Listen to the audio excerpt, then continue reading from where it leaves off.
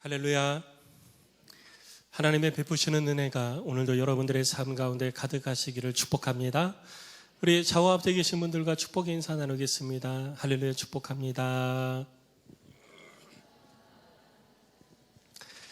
멋지게 생기셨는데 더 멋져지시기를 축복합니다.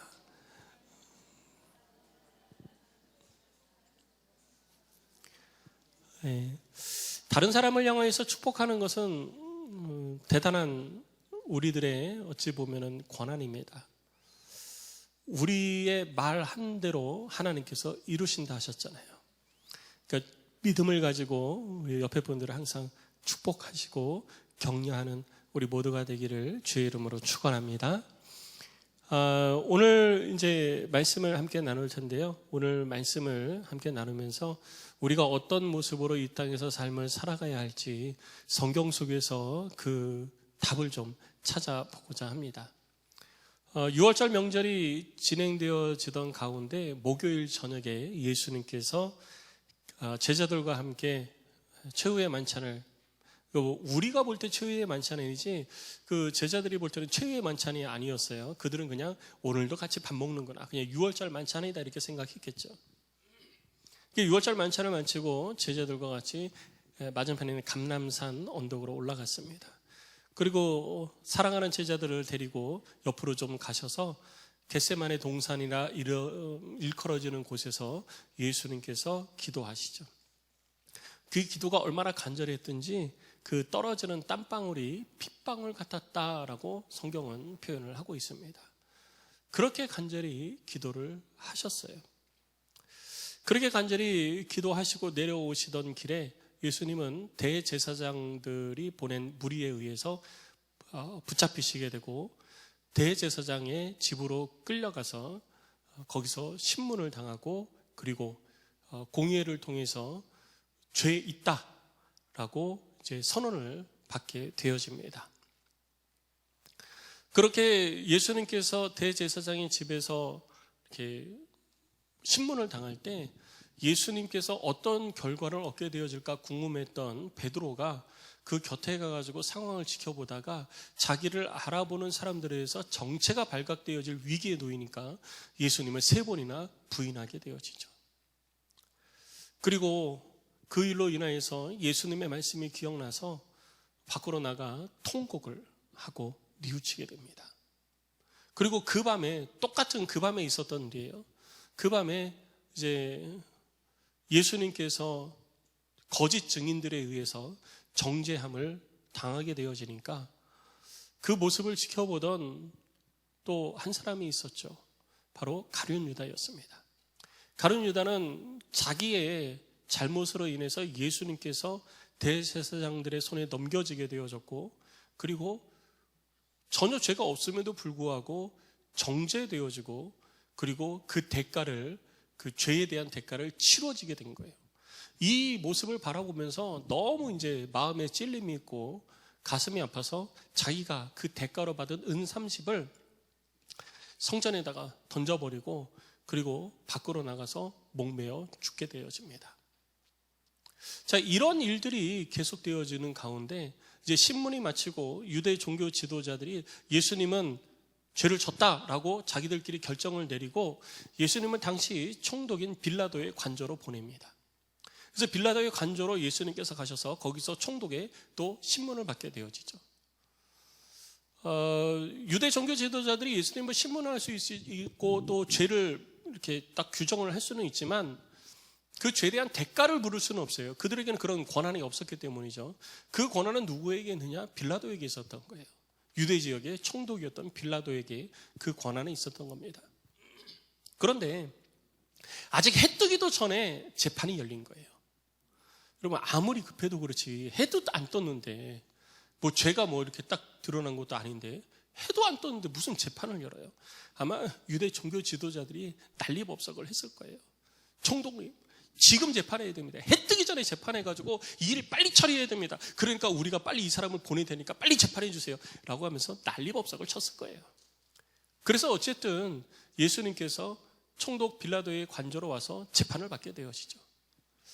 예수님께서 오신 것을 이 빌라도가 보고 고발장 내용을 확인을 하고 그 고발장 내용대로 예수님을 신문을 하기 시작하죠. 우리는 사복음서를 볼 때요, 사복음서를 각각 분리해서 보기도 하는데, 분리해서 보면은 그 내용을 다 이해를 하기가 어려워요. 그래서 조금 이제 마태가 이야기 안 한 것도 있고, 또 마태만 이야기한 것도 있고 막 그래요. 그래서 다른 사복음서들을 같이 봐야 되는데, 누가복음 23장 1절로 5절 말씀을 보면은요, 누가가 이렇게 기록을 해뒀습니다. 거기에 예수님을 고발한 이 죄목이 나와요. 뭐라고 나오냐면, 무리가 다 일어나서 예수를 빌라도에게 끌고 가서 고발하여 이르되, 우리가 이 사람을 보매 우리 백성을 미혹하고 가이사에게 세금 바치는 것을 금하며 자칭 왕 그리스도라 하더이다 라고 고발을 합니다. 이게 예수님을 고발한 내용이에요. 죄목이 세 가지죠. 첫 번째는 예수님께서 백성을 미혹했다라는 거예요. 가만히 있는 백성들을 선동했다라는 것이죠. 그리고 두 번째는 예수님께서 가이사에게 세금 바치는 것을 금했다라고 얘기를 합니다. 이게 두 번째 제목이에요. 그리고 세 번째 제목은 뭐냐면 자칭 스스로 왕 그리스도라, 내가 왕이다 라고 이야기를 했다라는 것입니다. 그런데 여러분 가만히 보면은요, 이 세 가지가 전부 다 예수님이 하신 말씀이 아니에요. 예수님이 이렇게 말씀하시지 않으셨어요. 전혀 시각이 다른 시각이었습니다. 거짓 증인들에 의해서 이러한 일들이 예수님이 하신 것으로 판명이 되어져 버렸던 것이죠. 근데 어쨌든 이러한 것들은 유대 종교 지도자들이 고발한 내용이고, 빌라도는 자기가 재판을 해서 판결을 내리기 전에 이것에 대해서 다시 한번 확인을 해야 될 책임이 있었던 거예요. 그래서 빌라도가 그 내용을 확인을 하는데, 첫 번째하고 두 번째는 별로 그렇게 상관이 없어요. 문제는 세 번째입니다. 네가 왕이라고 스스로 그러는데, 유대 땅에는 이미 분봉왕이 있었습니다. 헤롯이라는 왕이 있는데, 그 헤롯이 왕임에도 불구하고 네가 스스로 왕이라고 이야기를 하냐, 그거는 로마의 권위를 무시하는 거 아니냐라는 것을 따지고 싶었던 거예요. 그래서 예수님께 물어본 거죠. 근데 물어보려고 예수님을 앞에 딱 세웠는데, 가만 보니까 참 뭐라고 얘기를 못 하겠어요. 빌라도가. 왜일까요? 예수님이 왕이라고 그러는데, 이렇게 표현해서 죄송해요, 꼬라지를 보니까 이게 왕의 모습이 아닌 거예요. 여러분, 그때 당시에 귀족들은요, 날마다 목욕도 하고 머리도 감고 잘 먹고 옷도 좋은 옷 입고 막 그러잖아요. 그리고 사람들한테 왕으로 인정을 받잖아요. 높은 자로 인정을 받고 존경을 받는 거예요. 근데 예수님은 내가 왕이다 그러는데, 가만 보니까 머리는 때가 꼬질꼬질하게, 여러분 때가 씻지를 못하니까 잔치 자리에 가거나 그러면 기름을 바르잖아요. 그 기름을 바르면 기름이 이제 그 때를 이렇게 윤기를 나게 이렇게 하는데, 사실 윤기가 나니까 좋은 거지, 조금 지나면 그게 어떻게 돼요? 꾸덕꾸덕. 더 이상 얘기 안 해도 아시겠죠? 그렇게 되는 거예요. 그렇게 돼요. 그리고 손발도 먼지에 뒤집었으니까 목욕을 하는 게 아니라 뭐만 씻냐? 손발만 씻는 거예요. 그게 일상적인 일이에요. 예수님이 목욕을 하셨겠어요? 생각해 보세요. 예수님, 우리는 그 드라마나 영화나 이런 데 보면 예수님께서 아주 그 꽃미남의 형상을 가지고 쫙 등장을 하시고 이렇게 말씀하시고 막 그러시는데요. 실제로 예수님은 뭐 목욕을 매일 하셨겠어요? 옷을 갈아입었겠어요? 머리를 감으셨겠어요? 그거 아무것도 안 하셨어요. 할 수가 없었던 거죠. 그러니까 꾀죄죄한 거예요. 빌라도가 보니까 꾀죄죄한 시골 청년, 손도 30년을 목수로 살았으니 얼마나 거칠었겠어요. 그런 사람이 서가지고 왕이다라고 이야기를 해가지고, 왕이라고, 이런 사람이 왕이라고 얘기했다고 고발을 당한 거예요. 그러니까 이 고발한 사람들의 이 고발장이 믿겨지지가 않는 거죠. 여러분, 내가 대한민국의 대통령이에요. 여러분, 제가 대한민국의 대통령이라니까요. 그럼 여러분 저 고발하시겠어요? 아니, 여러분, 지나가던 학생이 아니면 젊은 청년이 내가 이 나라의 대통령이고 내가 이 나라를 이렇게 다스리지 않아. 나는 이렇게 할 거야. 막 그러면서 얘기한다고 그 사람을 고발할 거예요. 콧방귀 끼죠. 보아하니 무슨 대통령은. 우리는 그렇게 하는 거예요. 근데 예수님의 형상을 보니 그렇게 웃어 넘겨도 될 만한 형상을 가지고 있는 거예요. 그러니까 빌라도가 볼 때 예수님의 제목으로 고발되어진 그 내용이 말이 안 되는 거예요. 말이 안 되는 건데 마지막 거는 한번 확인을 하고 싶었던 거죠. 그래서 빌라도가 예수께 물은 거예요. 네가 왕이냐? 라고 물은 거죠. 그때 예수님께서 대답을 하십니다. 네 말이 옳도다 라고 대답하시는 거예요. 근데 예수님의 그 말도 믿겨지지가 않는 거죠. 빌라도는 예수님이 정치적인 왕, 마치 헤롯처럼 로마의 인정을 받은 정치적인 왕으로 생각을 했을지 모르지만 예수님께서는 하나님의 왕적 권위를 가지고 이 땅 가운데에 영적 다스림을 이루어갈 왕으로서의 모습을 증거하신 것입니다. 그런데 예수님께서 그렇게 말씀을 하셨지만 빌라도는 그것에 대해서 전혀 이해를 못했던 거죠. 그래서 빌라도는 예수님께서 네 말이 옳도다 그런 말을 듣고, 저는 그래요. 오늘 성경에는 없지만 콧방귀를 끼면서 야, 좀 정신 좀 차려. 좀 그랬을 것 같아요. 정신 좀 차려. 네가 자꾸 그렇게 헛소리를 하니까 유대 종교 지도자들이 이렇게 고발한 거 아니냐. 너 백성들을 선동했다고 고발하고 가이사에게 세금 바치지 말라고 고발하고 네가 왕이라고 자꾸 그런다고 고발한 거 아니야. 그러니까 네가 일부러 그런 건 아니잖아. 너 이거 진짜 그런 거 아니지? 그러니까 너 자꾸 그런 소리 좀 하지 마. 아마 빌라도가 이렇게 얘기를 한 거예요. 예수님의 죄가 명백하게 드러난 게 아니라 어찌 보면 빌라도의 입장에서 볼 때 예수님이 너무 답답했던 거죠. 그러니까 너 변호 좀 해봐. 너 왜 그랬어? 라고 물어보는데 예수님이 한마디도 안 하시는 거예요. 빌라도 입장에서는요, 지금 빌라도가 자기의 권위를 가지고 판결을 하면 예수님이 매질을 당할 수도 있고 또 죽임을 당할 수도 있습니다. 많은 사람들이 빌라도 앞에 와서 재판을 받으면 저 그런 적 없어요. 저 그런 적 없어요. 절대 그런 적 없습니다. 라고 이야기를 하는 게 일반적인 모습이죠. 매를 안 맞기 위해서, 또 죽음을 당하지 않기 위해서 그렇게 이야기하고 자기 변론을 하는 것이 너무나도 당연한 거예요. 그런데 예수님은 한마디도 하지 않는 거예요. 그러니까 빌라도는 이 모든 것들이 의아했던 것입니다. 물론 예수님께서 한마디도 하시지 않으신 것은 자신이 지금 죽을 때가 되었다라는 것을 아셨기 때문이에요. 이사야서 53장 7절 말씀을 보면 그가 곤욕을 당하여 괴로울 때에도 그의 입을 열지 아니하였음이며 마치 도수장에 끌려가는 어린 양 털 깎는 자 앞에서 잠잠한 양같이 그의 입을 열지 아니하였도다라고 예언되어져 있습니다. 예수님은 하나님의 말씀을 이루어가고 있는 거예요.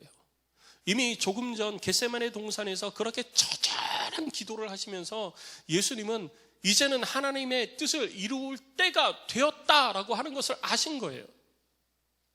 그래서 더 이상 자기 변론도 하지 않으시고 유대 종교 지도자들과 논쟁도 하지 않으신 것입니다.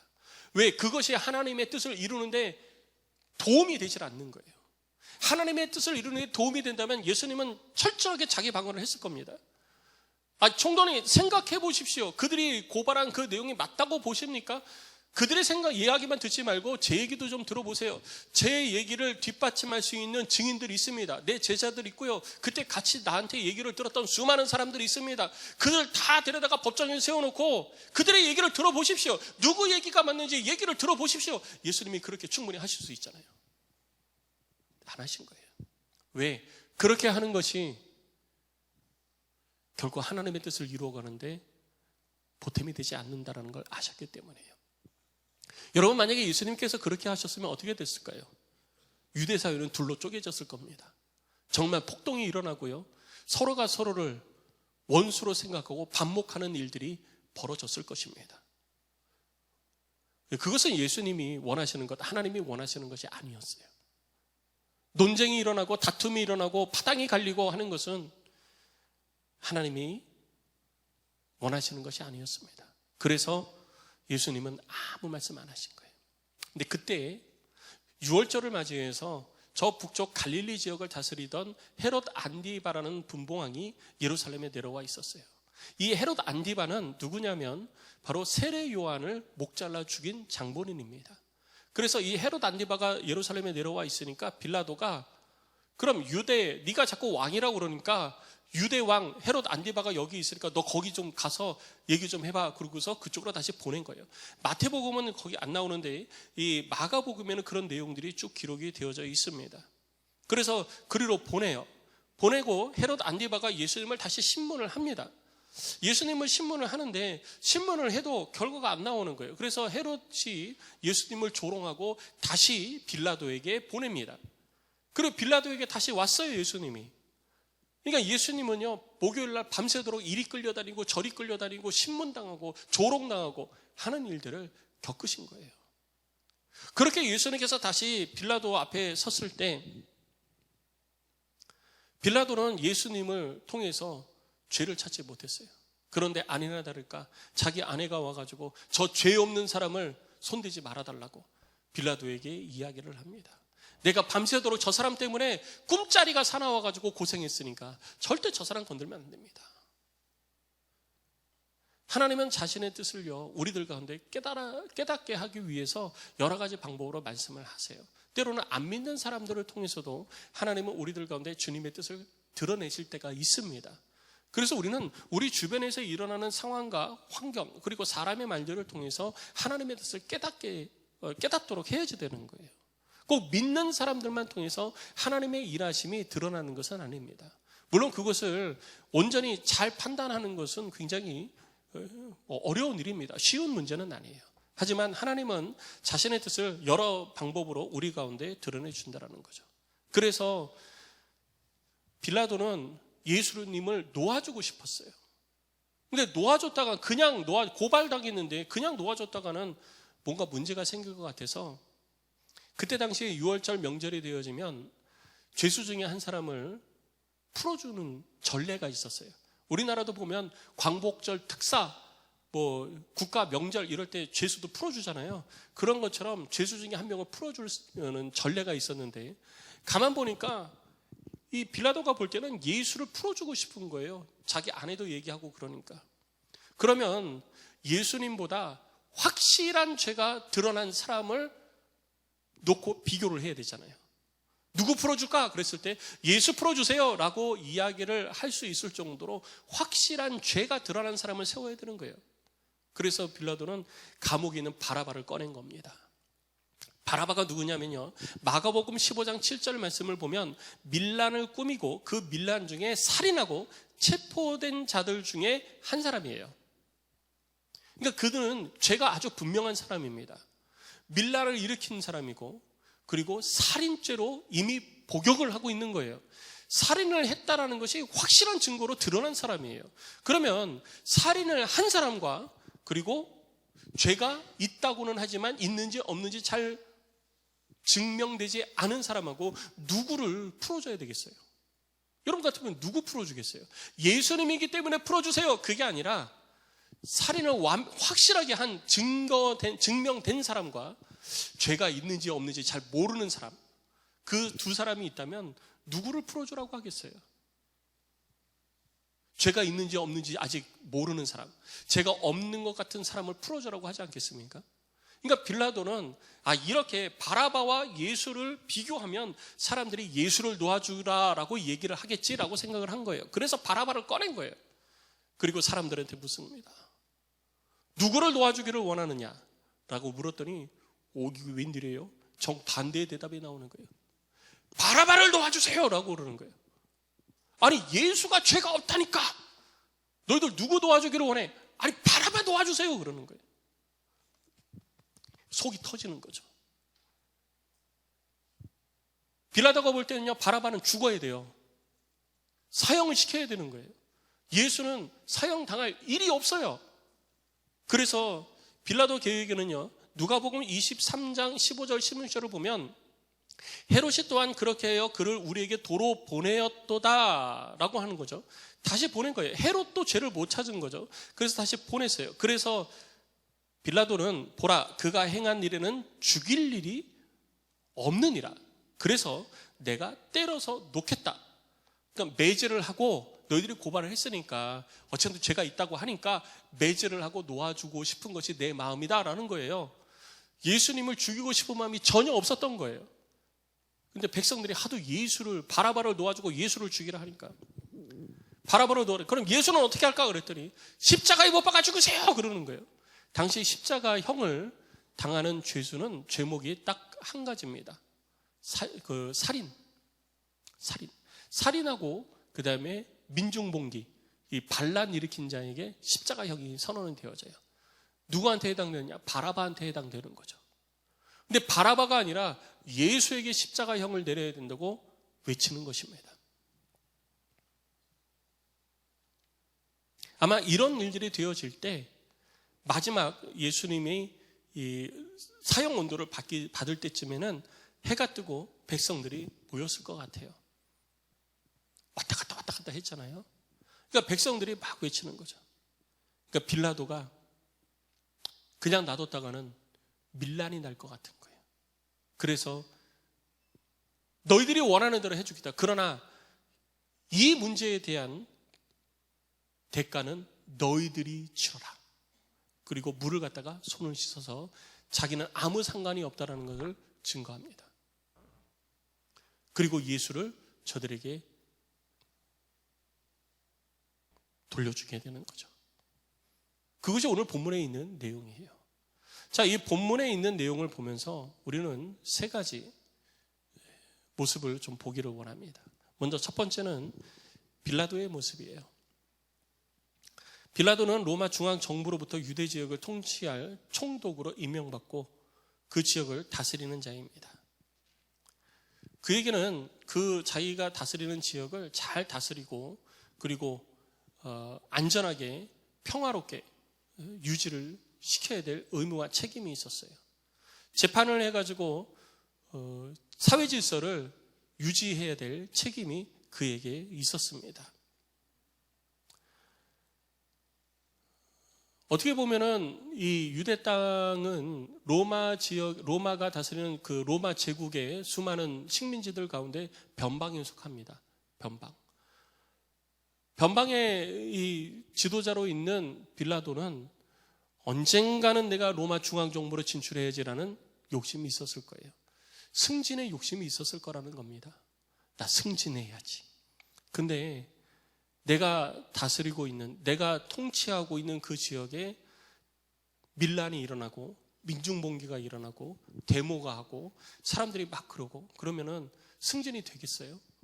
자기의 정치적 역량이 의심받지 않겠습니까? 로마 중앙정부가 빌라도 그 사람 거기 다스리라고 그 시골 구석에다 처박아놨더니 거기도 그것도 못 다스려가지고 거기서 데모 일어나고 민중봉기 일어나고 그 사람은 정치적 지도자가 못돼 이런 평가받지 않겠어요? 그래서 빌라도는요 자기가 중앙정부로 진출하는 데 있어서의 발판을 마련하기 위해서 자기의 책임과 의무를 다하지 않았던 거예요. 그래서 눈을 감아버린 겁니다.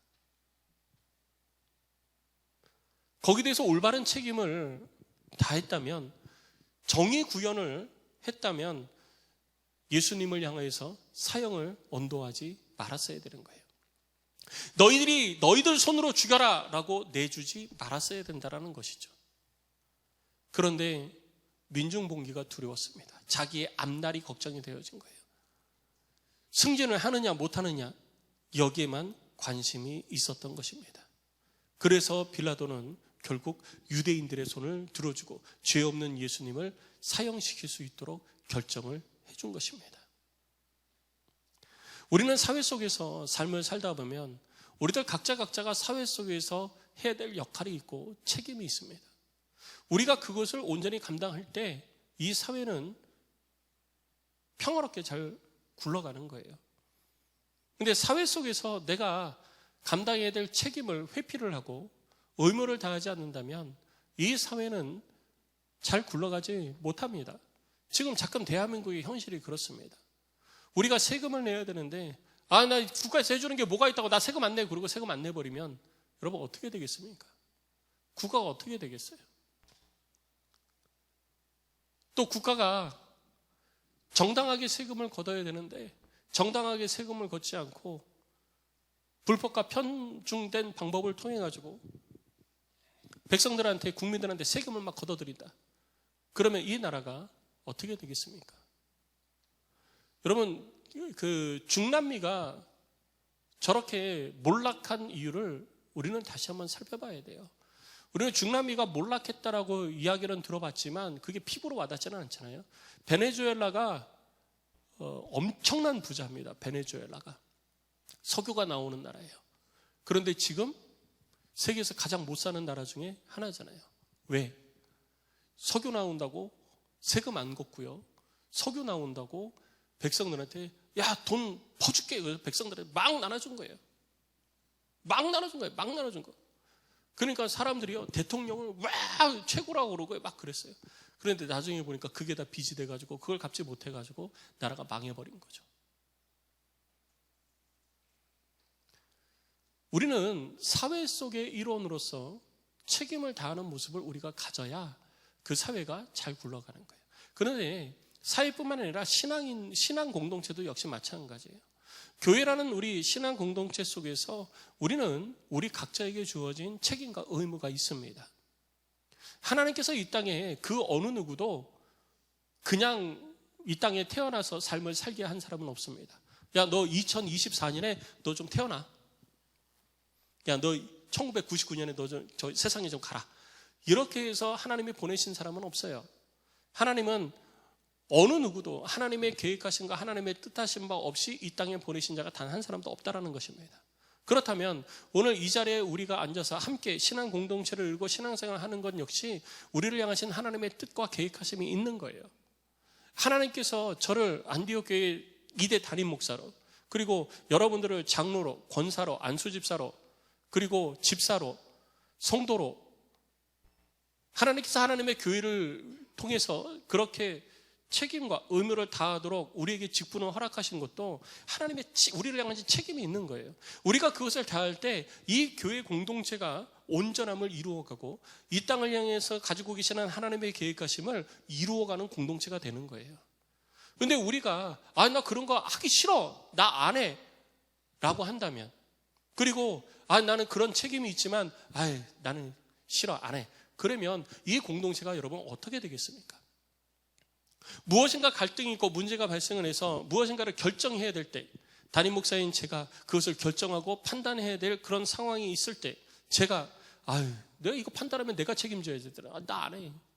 나 안 할래요. 그러면은 이 교회가 어떻게 되겠어요? 우리들 각자는요, 내가 해야 될 책임과 의무를 다해야 됩니다. 그런데 그걸로 인해 가지고 내 앞길에 문제가 생기고 내 승진에 문제가 생기고 내가 삶을 살아가는 미래에 내 삶에 도움이 전혀 안 된다 그럴 때 우리는 가끔은 눈을 감아버리고 포기할 때가 있는 거예요. 지금 당장은 나한테 득이 되는 것처럼 보이죠. 지금 당장은 그렇게 함으로 인해서 내가 아주 자연스럽게 그 문제에서 벗어나는 것처럼 여겨지고 판단되어지기도 합니다. 그러나 결국 그 문제로 인해서 그 공동체는 파괴되어져 가기 시작하는 것입니다. 성도 여러분, 우리가 무슨 책임과 무슨 권한을 가지고 있든지 우리들이 속해 있는 그 교회 공동체, 특히 이 안디옥 교회라는 교회 공동체 속에서 각자가 감당해야 될 역할을 잘 감당하는 자가 되어야 되는 거예요. 그렇게 할 때 교회 공동체가 바로 세워지고 이 교회 공동체를 통해서 하나님의 일하심이 나타나기 시작을 하는 것입니다. 성도 여러분, 이제는 여러분들의 미래 생각하고 여러분들의 어떤 지위나 아니면 나한테 이득이 되나 안 되나 이거 생각하면서 신앙생활 하지 마시고요. 하나님이 내게 맡겨주신 일을 온전히 감당하는 그런 그리스도인, 그런 성도가 꼭 되시기를 주의 이름으로 축복합니다. 그리고 두 번째는 종교 지도자들의 모습이에요. 이거 계속 반복해서 나오잖아요. 종교 지도자들은요, 신앙생활 잘해요. 성경 매일 읽고요, 율법 암송하고요, 11조 바치고요, 다 해요. 그런데 그것보다 항상 자신의 뜻이, 자신의 원하는 바가 우선이었다라는 거죠. 그것이 문제예요. 여러분, 우리가 신앙생활을 하는데요, 여러분, 신앙생활 하는 이유가 뭐예요? 신앙생활을 할 때 우리는 종종 여기에도 그런 분들이 계시진 않을 거라 저는 그렇게 믿지만 혹시나 또 모르니까 가끔 하다 보면은 신앙생활 하는 이유가요, 내가 좀 신앙생활 교회에 출석함으로 인해서 나한테 뭔가 이득되는 게 좀 있지 않을까? 영적인 이득이 아니라 뭔가 좀 내가 영업 활동하는 데 있어서 이 많은 사람들을 한 자리에다 모아놓고 내가 한 번에 탁 영업 활동을 할 수 있는 장소가 교회가 너무 좋은데, 그래서 내 영업 활동의 기반으로 삼기 위해서 교회를 출석하는 사람들도 있다라는 거예요. 우리 교회는 그런 분들이 없어요. 왜냐하면 그런 분들이 계시면 막 저기서 막 영업 활동하고 막 그러겠죠. 근데 가끔 보면은 그런 부분들이 다른 교회나 아니면 우리 신앙 활동하는 신앙생활 하는 모습들 중에 나타나기도 한다라는 거예요. 여러분, 신앙생활을 왜 내 이득을 위한 기반을 위해서 신앙생활을 하십니까? 그거 하나님이 결코 기뻐하지 않으세요. 우리는 하나님의 말씀에 귀 기울이고 하나님의 말씀 앞에 온전히 순종해서 주의 뜻을 이루기 위해 교회 공동체를 이룬 것입니다. 그런데 그 목적을 따라 이 교회 공동체가 세워졌는데 그 교회 공동체 속에서 신앙생활을 하면서 왜 나의 이득을 추구를 하세요? 그걸 하나님이 기뻐하시겠어요? 전혀 기뻐하지 않습니다. 여러분, 제가 미국에서 공부를 할 때 누가 그러더라고요. 한국 사람 중에 제일 인정받는 사람이 누구냐 저한테 묻더라고요. 그래서 뭐 사업하는 사람이에요? 장사하는 사람이에요? 그랬더니 청가물협회 회장이 최고 인기래요. 청가물협회 회장. 왜냐하면 그 청가물협회 회장은 한국 사람들이 장사하는 곳에 이 과일들을 다 납품하는 사람이래요. 그래서 청가물협회 회장이 돼야 그 지역의 한인사회를 이끌어갈 수 있다는 거예요. 그래서 청가물협회 회장을 뽑는 자리에서는요, 이 불법 선거가 난무를 하는 거예요. 이게 돈이 엄청나게 왔다 갔다 한다고 그래요. 그리고 우리 사회도 그러잖아요. 지금은 이제 그런 모습들이 많이 없어졌지만 과거의 모습을 보면은요, 내가 어느 교회 장로가 되면 내 명함에 어느 교회 장로라고 이름이 박히면 내가 정치 활동하는데 표를 좀 얻을 수 있지 않을까? 내가 사업을 하는데 뭔가 좀 도움이 될 수 있지 않을까? 그래서 교회를 찾아오고 목사를 찾아와서 목사님, 제가 돈을 이렇게 드릴 테니까 저를 장로로 좀 세워주십시오. 목사님, 교회에 제가 헌금을 이만큼 할 테니까 교회에 뭐가 필요하세요? 제가 교회에 이거 제가 헌신하겠습니다. 제가 이거 드릴 테니까 저를 장로로 세워주세요. 그리고 교회의 장로라는 그 타이틀을 가지고 자기의 정치적 이권을 위해서, 사업적 이권을 위해서 하나님의 영광을 가리우는 일들을 얼마나 많이 했습니까? 여러분, 그것이 지금 잠시 잠깐 나에게는 유익이 될지 몰라요. 내 경제적인 부분이나 사업의 이 밑거름이 되어질 줄은 있어요. 하지만 결국 망하는 겁니다. 망하는 거예요. 하나님이 결코 그들을 그렇게 놓아두지 않으시기 때문이에요. 오늘 본문에서도 이스라엘 백성들이 예수를 놓아주세요 그러니까, 그럼 이거 니네들이 알아서 해요 그러니까, 왜 그 피를 우리에게 돌리십시오 그랬습니다. 지금 당장은 예수를 십자가에 못 박는 그들의 목적을 달성한 것처럼 보이죠. 그런데 어떻게 됐습니까? 그들이 유다에게 했던 것과 똑같은 결과를 자기들이 당하잖아요. 유다가 찾아와서 자신의 죄를 고백할 때 제사장들은 어떻게 했습니까? 네 일이니까 네가 알아서 해라. 뒤돌아서 버렸잖아요. 오늘 대제사장들이 그리고 유대의 종교 지도자들이 빌라도에게 저 사람을 죽이십시오 그랬더니 니들 일이니까 니들이 알아서 해라 그러잖아요. 똑같은 꼴을 자기들이 당하는 거예요. 그리고 결국 그 일로 인해서 그 피를 나와 우리 자손에게 돌리십시오 라고 한 그 한마디대로 그들은 AD 70년에 이 일이 있고 나서 불과 40년도 지나지 않아서 로마의 디도 장군에 의해서 예루살렘이 완전히 무너지게 되고 유다가 멸망을 하게 됩니다. 그리고 나서 1948년 이스라엘이 독립할 때까지 무려 2000년 동안 나라 없는 민족으로 지구상이 유리하게 되어집니다. 이것이 바로 하나님을 섬긴다 하면서 자신의 유익을 이루기 위해서 하나님의 이름을 이용한 사람들의 결말이에요. 오늘 이 자리에 혹시 신앙생활을 하는 목적이 여러분들의 이득과 여러분들의 원함을 이루기 위해서 내가 이렇게 신앙생활하면, 내가 교회에 출석하면 내가 뭐 좀 잘 되지 않을까, 내가 좀 승진하는 데 발판이 되지 않을까, 내 사업을 하는데, 내 사업을 온전히 이루는 데 있어서 뭔가 좀 도움이 되지 않을까, 사람들이 나를 도와주지 않을까 라고 하는 기대를 가지고 신앙생활을 하신다면 포기하십시오. 그 생각 빨리 버리는 것이 여러분들이 잘 되는 것입니다. 성도 여러분, 하나님의 말씀이, 하나님의 뜻이 여러분들이 가지고 있는 여러분들의 계획과 생각보다 항상 우선이 될 수 있도록 하나님의 말씀 앞에 겸손히 서는 저와 여러분들이 되시기를 주의 이름으로 축복합니다. 그리고 마지막 세 번째는 예수님이에요. 예수님은 뭐라고 말씀하셨죠? 아무 말씀 안 하셨어요. 하나님이 말씀하시는 그 하나님의 뜻 앞에서는 네 말이 맞다라고 말씀하셨습니다. 그런데 세상의 고발에 대해서 한마디도 안 하셨어요. 왜? 그것에 대답한다고 해서 하나님의 뜻이 이루어지는 게 아니기 때문에. 그리고 오히려 이스라엘 백성들이 갈등하고 반목하고 나누어지는 것이기 때문에 예수님은 한마디도 하지 않으셨습니다. 여러분, 마태복음 오늘 27장 살펴보고 있는데 마태복음 27장의 주인공이 누구예요? 예수님이잖아요. 27장의 주인공이 예수님이에요. 근데 예수님이 드러나나요? 안 드러나요. 27장의 주인공이 예수님인데 예수님은 안 드러나요. 우리들의 삶이 그래야 되는 거예요. 우리가 이 땅에서 신앙생활을 하면서 이 땅에 신앙생활은 우리가 하나님이 세우신 제사장이잖아요. 하나님이 세우신 제사장이고 이 땅 가운데 하나님이 가장 사랑하는 사람이 바로 나잖아요. 하나님이 나를 통해서 하나님의 일들을 이루고 계시잖아요. 그런데 우리는 이 땅에서 썩어지는 미랄이 되어야 된다는 것입니다.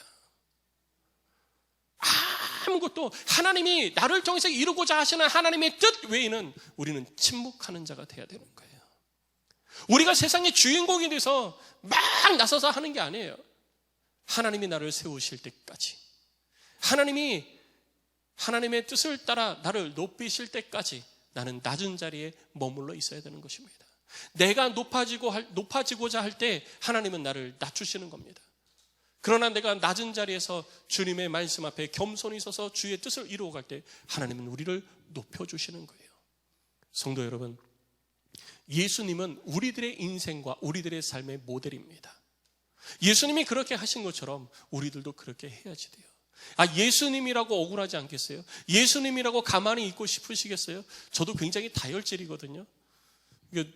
목사님은 성격이 다혈질이 아닌 것 같아요. 목사님은 다혈질이 아니라 너무 차분하고 그건 저를 몰라서 하시는 말씀이에요. 저도 성격 급하고요, 다혈질이에요. 티를 안 내서 그렇지.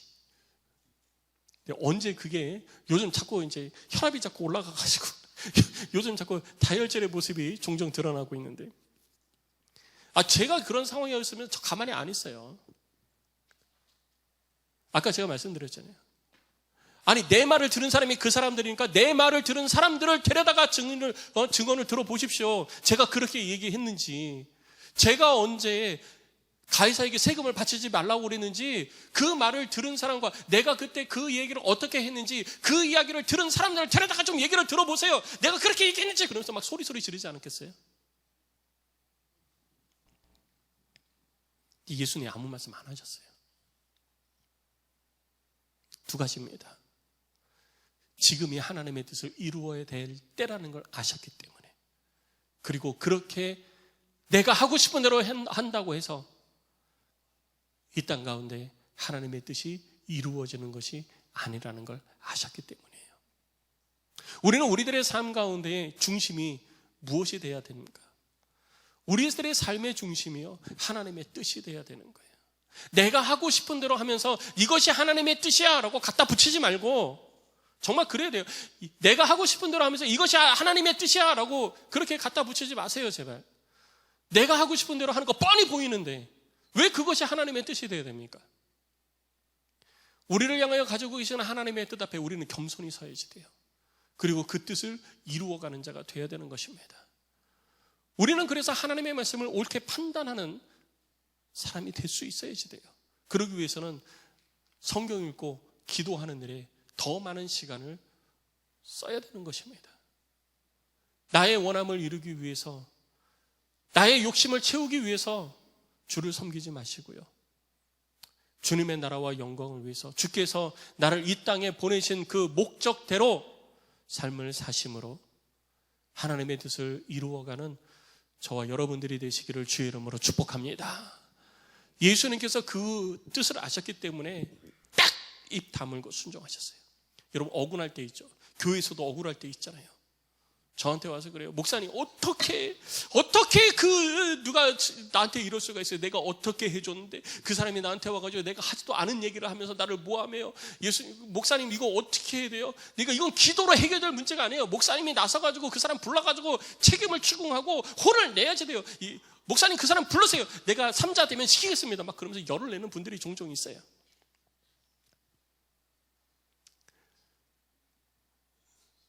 근데 그렇게 저를 찾아서 말씀하시는 분들에게 제가 동일하게 똑같이 하는 이야기가 있습니다.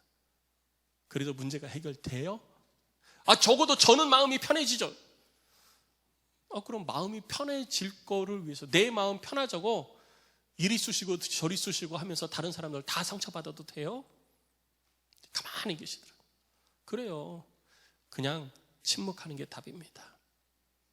하나님이 아시고 우리들의 모든 것들은 결국 하나님 앞에 드러나게 됩니다. 그러니 막 쑤시지 말고 우리 침묵합시다. 그리고 기도합시다. 그러면요 문제가 해결돼요. 근데 제 말 안 듣고 여기저기 막 들쑤시는 분들이 계세요. 여기 가서 한바탕, 저기 가서 두바탕, 또 저쪽 가서 세바탕. 그러면 결국 손해를 누가 보냐? 본인이 봐요. 본인이. 우리가 어떻게 신앙생활을 할까요? 오늘 제가 빌라도의 모습, 그리고 유대 종교 지도자들의 모습, 예수님의 모습, 이 세 사람의 모습을 말씀을 드렸는데요. 우리는 정죄하기 바쁘죠. 유대 종교 지도자들은 왜 그렇게 해가지고 그러면서 손가락질하기 바빠요. 빌라도는 말이야 그렇게 해가지고 말이야 그러면서 손가락질하기 바빠요. 근데 그 손가락질을 하는 그 대상이 나일지도 모른다는 생각 안 해보셨어요? 내 삶 가운데 내 신앙생활 하는 그 모습 가운데 나에게도 빌라도와 같은 모습이 있고요, 나에게도 유대 종교자들 지도자들 같은 모습이 있을 수 있는 거예요. 그래서 우리는 그 사람들을 향해서 막 핍박하고 정죄하고 판단하기보다요, 나는 제대로 하고 있나? 내가 이렇게 하는 건 없겠지 그러면서 자기 자신을 돌아봐야 돼요. 그리고 예수님의 모습을 보면서 난 예수님처럼 해야 되겠다. 나는 예수님처럼 해야 되겠다. 그렇게 결단하고 내 삶 가운데 그런 모습이 없다면 내가 어떻게 해야 될 것인지, 어떻게 해야 될 것인지 하나님 앞에 기도하는 사람이 돼야 되는 것입니다. 털 깎는 자 앞에 잠잠한 어린 양이 되었던 예수님처럼 우리를 향하여 가지고 계신 하나님의 뜻을 이루기 위해서 힘써 노력하는 우리 안동의 모든 성도들이 되셔서 하나님이 여러분들을 높이심으로 이 땅에 존귀한 자가 다 되시기를 주의 이름으로 축복합니다. 우리 시간 함께 우리 찬양하고 기도할까요? 이 땅에서 억울한 일 많으시죠? 견디기 힘든 일 많으시죠? 무엇인가 내 삶을 위해서 내가 무언가를 좀 이루고 싶으신 거 있으시죠? 내가 관계되어진 공동체가 신앙 공동체밖에 없잖아요.